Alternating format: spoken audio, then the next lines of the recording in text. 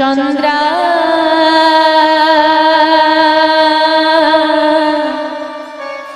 চাঁদ দেখবে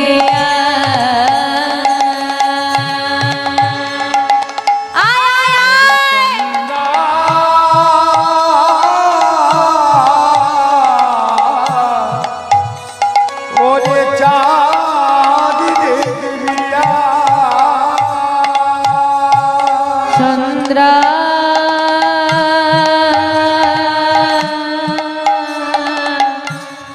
চাঁদ দেখবি ওরে চন্দ্রা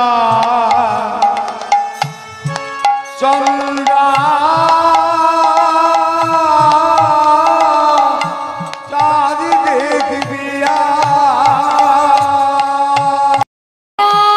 চাঁদ ঘিরেছি চাঁদ ঘিরেছি চাঁদ ঘিরেছে চাঁদ ঘিরেছে চাঁদ ঘিরেছি চাঁদ ঘিরেছি চাঁদ ধরেছি চাঁদ ধরেছি চাঁদ দেখবি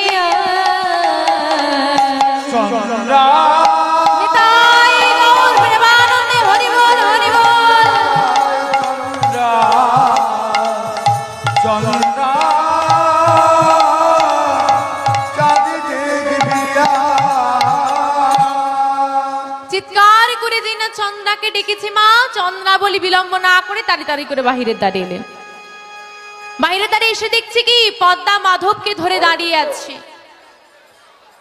মা বাহিরে দাঁড়িয়ে এসেছে। চন্দ্রা বলি অবস্থা দেখে আর বিলম্ব না করে একেবারে গলায় বস্ত্র দিয়ে মাধবের কাছে করজোরে দাঁড়ালো। হে মাধব, কৃপা করে তুমি আমার কুঞ্জ গ্রহণ করো। যেই না বলেছে আমার কুঞ্জ গ্রহণ করো মা, ভক্তাধীন ভগবান ভক্তের কাছে করজোরে বলছে চন্দ্রা বলি আজকে তুমি আমাকে ছেড়ে দাও, আজ আমি তোমার কুঞ্জ গ্রহণ করতে পারবো না। তবে চন্দ্রা আমি তোমাকে কথা দিয়ে যাচ্ছি তোমার কুঞ্জে একদিন আমি আসবো। চন্দ্রা বলি নয়ন ধারায় বুক ভাসিয়ে বললেন মাধব, ইহ জগতে কত জনা মা আছে তোমার জন্য নবনীর ভাণ্ড সাজিয়ে বসে বসে কাঁদে আর বলে একবার সে গোপাল আমার মাখন নবনী সেবা করে যা। তুমি কি সবার ডাকে সাড়া দাও? কত জনা যোগে মুনি ঋষি তোমাকে যোগে পায় না, ধ্যানে পায় না। আমি তো অধবা, আমি তো তোমাকে ডাকতে পারি না, আমি তো বুঝতে পারি না আমার কি ডাকে তুমি সাড়া দেবে? দেবে না, আমি জানি তুমি দেবে না, কিন্তু মাধব আমি তোমাকে ডাকতে পারি না বলে কি তুমি আমার কুঞ্জে আসবে না? আমি কি এত ভাগিনী, এত হতভাগিনী, আমি এত অভাগিনী, আমি আমার কুঞ্জে তুমি আসতে চাও না?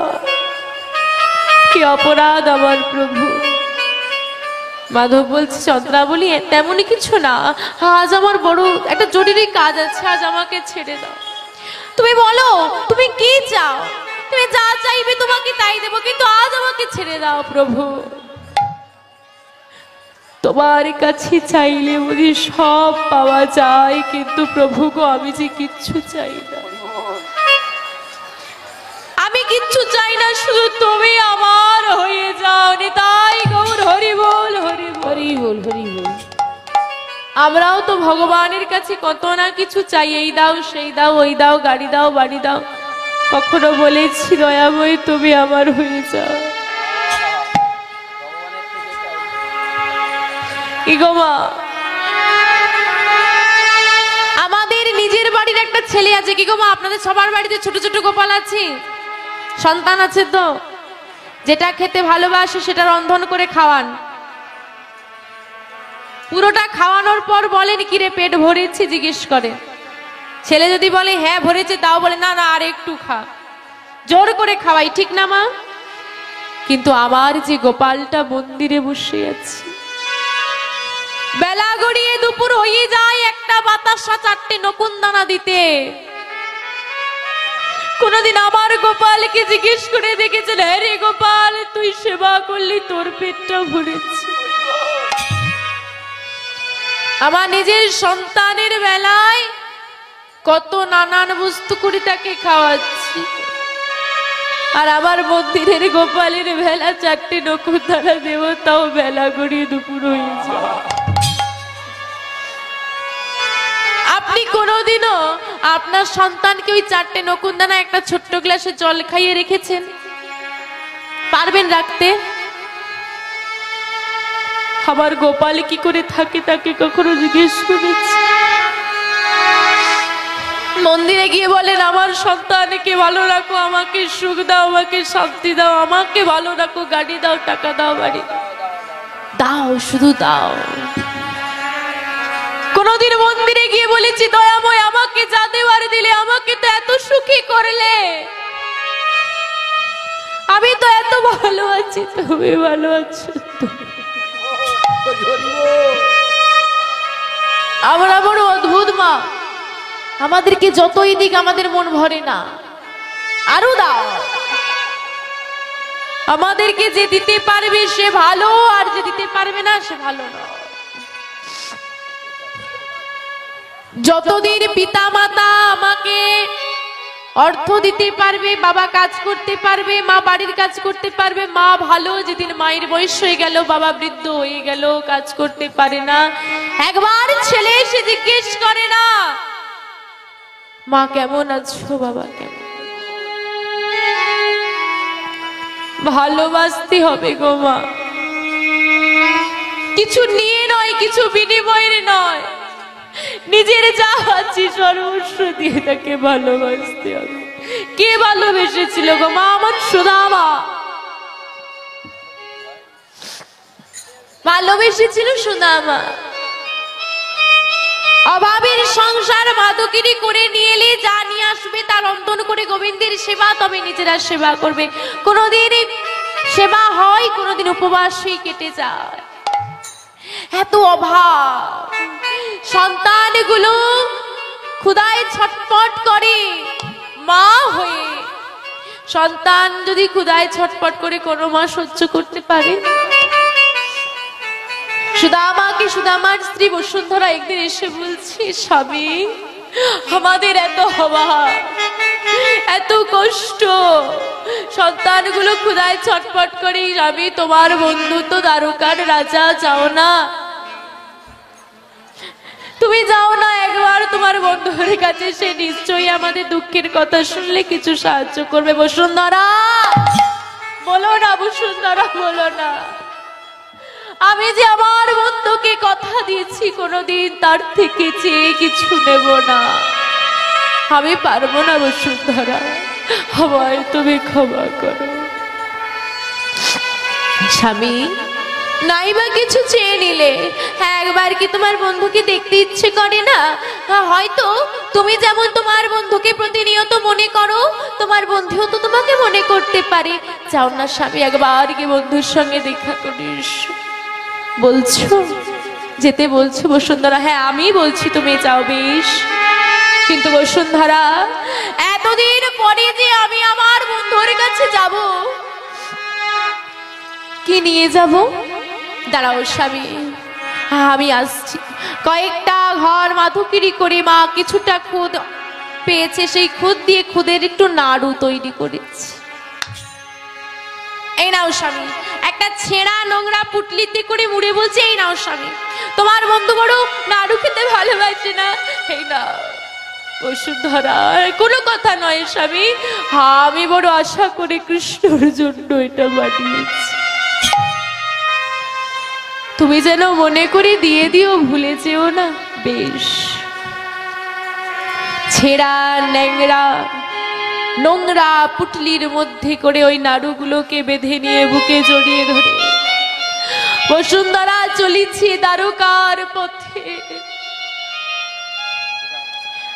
যাকে দেখতে পায় তাকেই জিজ্ঞেস করে, বলে দাও না দ্বারকা কত দূরে?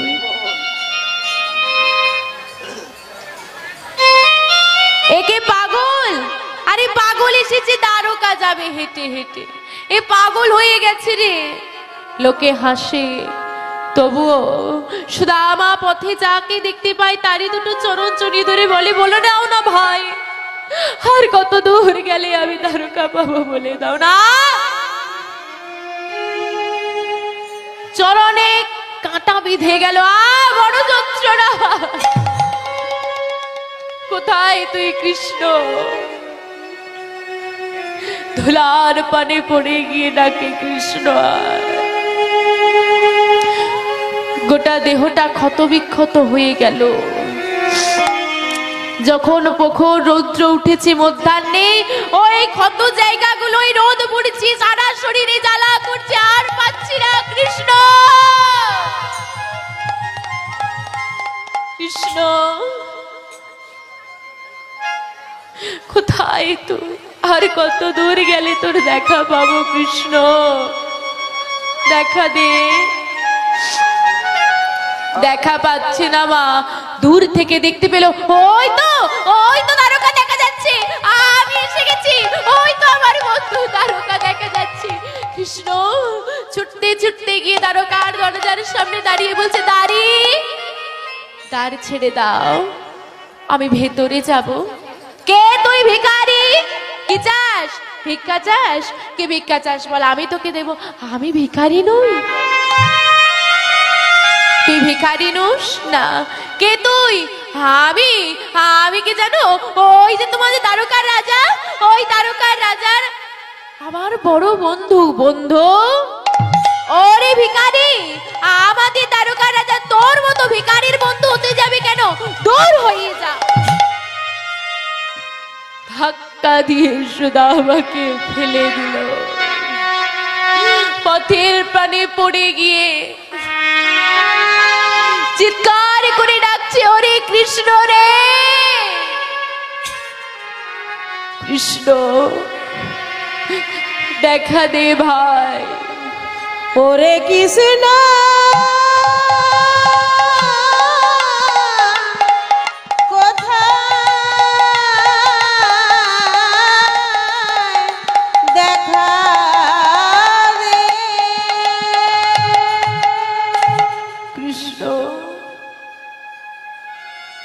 এত দূর এলাম, তবু কি তোর দেখা পাবো না ভাই? এরা যে আমাকে ভিখারি বলে ফেলে দিয়েছে।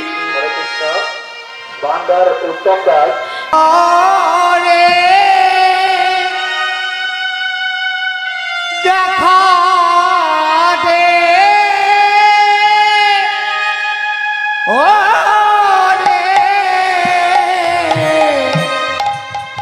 ওরে আমার প্রাণের বন্ধু, আমায় দেখা দে। ওরে কৃষ্ণ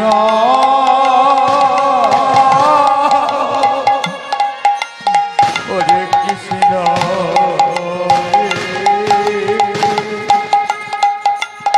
একেবারে বন্ধু বলে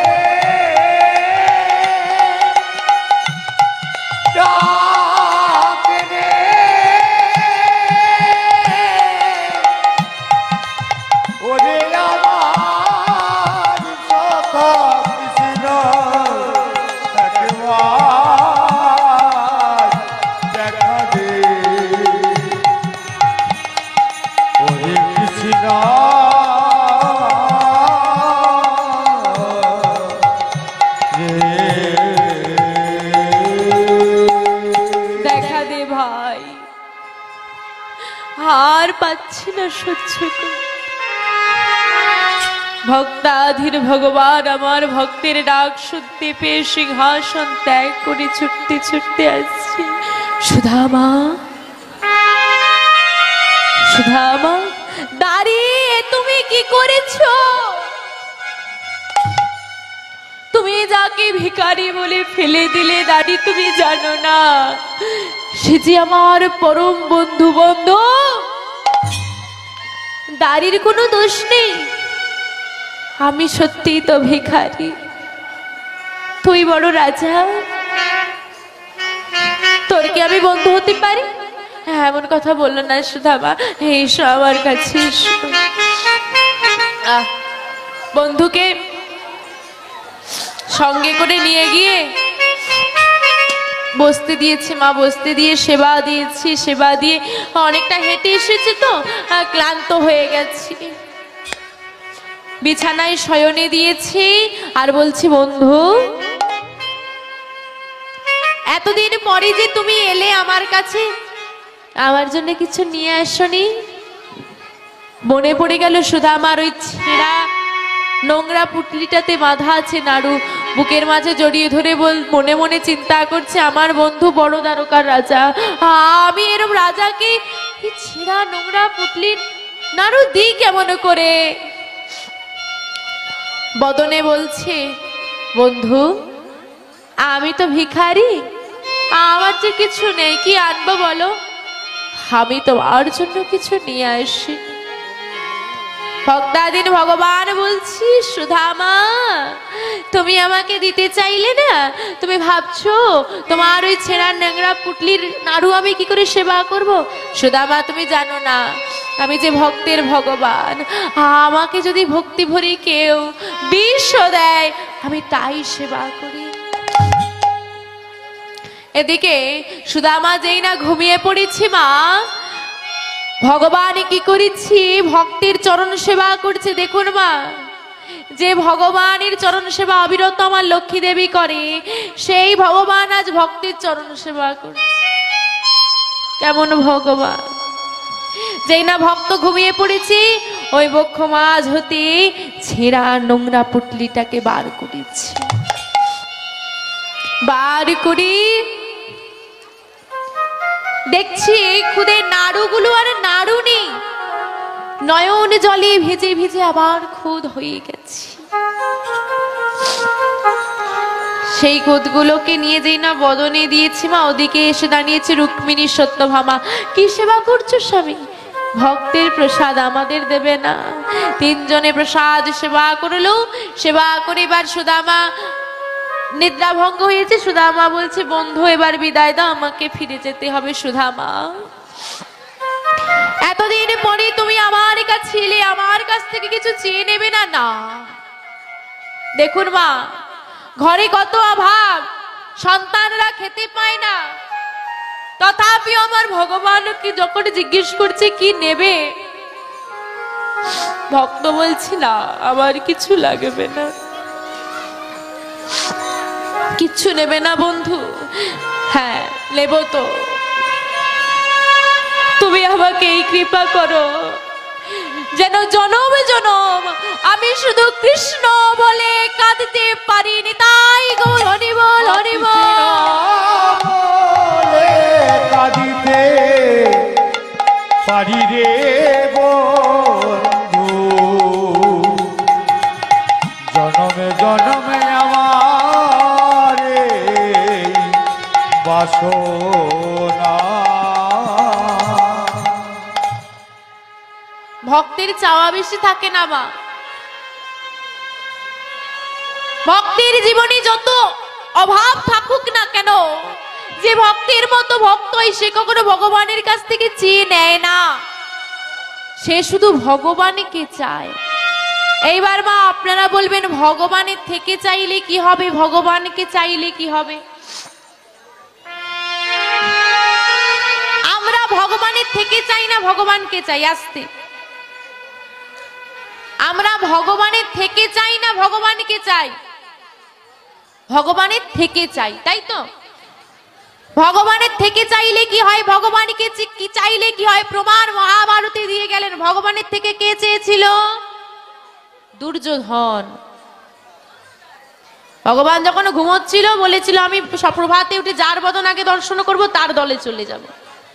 এইবার দুর্যোধন এসেছে আগে, রাত থেকে এসে গেছে, এসে ভগবানের মাথার কাছে একটা সিংহাসন আছে সেখানে বসেছে। আর অর্জুন পরে এসেছে ভোরের দিকে, এসে ভগবানের চরণ তলায় বসেছে। তাহলে আমি যখন ঘুম থেকে উঠবো কাকে আগে দেখতে পাবো? যে চরণের কাছে বসে থাকবে। গোবিন্দ দেখেছে কাকে? অর্জুনকে। দুর্যোধন রেগে গেলেন, কি আমি আগে থেকে এসেছি, তুমি আমার দিকে না তাকিয়ে অর্জুনের দিকে তাকালে, তুমি পক্ষপাতিত্ব করেছো। তুমি পক্ষপাতিত্ব করেছো, এটা হবে না। বেশ, একদিকে 11 অক্ষৌহিণী সেনা, একদিকে আমি একা। সেনারা যুদ্ধ করবে, আমি অস্ত্র ধরবো না, বলো কাকে নেবে? দুর্যোধন মনে মনে চিন্তা করলো, গোবিন্দকে কৃষ্ণকে একাকে নিয়ে কি হবে? 11 অক্ষৌহিণী সেনা যদি আমি নিতে পারি, আমার হয়ে যুদ্ধ করবে, আমরা 100 জন আছি, আরো বেড়ে যাব, আর ওরা 5 জন আছি, গোবিন্দকে একাকে নেবে, ওরা হেরে যাবে। ভগবানের থেকে চেয়ে নিল কি না, আমাকে 11 অক্ষৌহিণী সেনা দাও। ভগবানের থেকে চেয়ে নিল, অর্জুন তুমি আমার কিছু চাই না প্রভু, তুমি আমার হয়ে যাও। নিতাই গৌর হরি বল, হরি বল। সেনা সহ 100 ভাই সমূলে ধ্বংস হয়ে গেল, আর 5 ভাইয়ের কেউ বাবা কোনো ক্ষতি করতে পারলো না। আজকে চন্দ্রাবলী যখন নয়নধারায় বুক ভাসিয়ে গোবিন্দকে মা ডেকেছি, মাধবার থাকতে পারলেন না, ভক্তের কুঞ্জ গ্রহণ করলেন। যে ভক্তের ভগবান, দেখুন মা, ভগবান কত দয়াময়, এখানে তার পরীক্ষা। একজনকে কথা দিয়ে এলো, কথা রাখলো না, আগে ভক্তের কুঞ্জ গ্রহণ করলো। ভগবান দুটো জিনিস সহ্য করতে পারে না, এক ভক্তের অহংকার, 2 ভক্তের চোখের জল। চন্দ্রাবলীর কুঞ্জ গ্রহণ করেছি, চন্দ্রাবলী আজ গোবিন্দকে মনের মতো করে সেবা দিচ্ছে। নিজের বসন পরিয়ে, কপালে সিঁদুরের ফোঁটা দিয়ে, গলায় বন ফুলের মালা দিয়ে, সারা নিশি ধরে সেবা দিচ্ছে মা। সারা নিশি ধরে চন্দ্রাবলী আমার গোবিন্দের সেবা দেয়। এইবারে নিশিতে গোবিন্দকে শয়নে দিয়ে পদ সেবা করছে। গোবিন্দ লক্ষ্য রেখেছে চন্দ্রাবলী ঘুমিয়ে পড়লেই একবারে আমি বেরিয়ে পড়ব, কিন্তু চন্দ্রাবলীর নয়নে কোনো নিদ্রা নাই। কি হবে? আর থাকলে হবে না, অনেকটা সময় চলে গেল। এইবার যোগমায়াকে স্মরণ করেছে। যোগমায়া, মায়া বলে চন্দ্রাবলীকে ঘুম পাড়িয়ে দিয়েছে, কিন্তু তখন কে মা অনেক দেরি হয়ে গেছে। এদিকে রাধা রানী, গোবিন্দ আসেনি দেখে ললিতা, হ্যাঁ আমি তো তাকে ডাকিনি, সে তো নিজে বললো আমার কুঞ্জে আসবে, এলো না, দে সব ফেলে দে। যে যা সেবার বস্তু ছিল, মা মালা গেঁথেছিল, তাম্বুল সাজিয়েছিল, দীপ জ্বেলেছিল, সব চন্দন তুলসী সহ গোবিন্দের সব সেবার বস্তু ফেলে দিয়ে মান করে বসল। আর এদিকে চন্দ্রাবলী যেই না ঘুমিয়ে পড়েছে, গোবিন্দ আমার তাড়াতাড়ি করে বাহিরে দাঁড়িয়ে এলেন। এসে দেখছে কি গো মা, রাধারানীর কুঞ্জে যাওয়ার সময় কখন কখন যাবে বলেছিল? সন্ধ্যাবেলায়। সন্ধ্যা পেরিয়ে, রাত্রি পেরিয়ে প্রভাত হয়ে গেছে। সর্বনাশ, প্রভাত হয়ে গেছি, না জানি রাধারানী এখন কি করেছে। তাই মা নিজের দিকে না তাকিয়ে, চন্দ্রাবলী সেবা দিয়েছে, সেই সেবার বস্তু অঙ্গে নিয়ে নিজের দিকে না তাকিয়ে ছুটতে ছুটতে চলেছে রাধারানীর কুঞ্জের দিকে। রাধারানীর কুঞ্জের কাছে সীমা যেই না প্রবেশ করতে যাবে, সখীগণ বাধা দিল, দাঁড়াও, কোথায় যাচ্ছ? আমার বিনোদিনীর কাছে। পথ ছাড়ো, আমি আমার বিনোদিনীর কাছে যাব না। তুমি তোমার বিনোদিনীর কাছে যেতে পারবে না, তোমার বিনোদিনী মান করেছে। মান করেছি? আহা, আমার বিনোদিনী আমাকে বড় ভালোবাসে, তাই আমি যদি একবার এই হাসি মাখা বদন নিয়ে গিয়ে বিনোদিনীর কাছে দাঁড়াতে পারি, সব মান ভেঙে যাবে, তাই নাকি? মাধব, তোমার জন্য সারা নিশি আমরাও জেগেছি।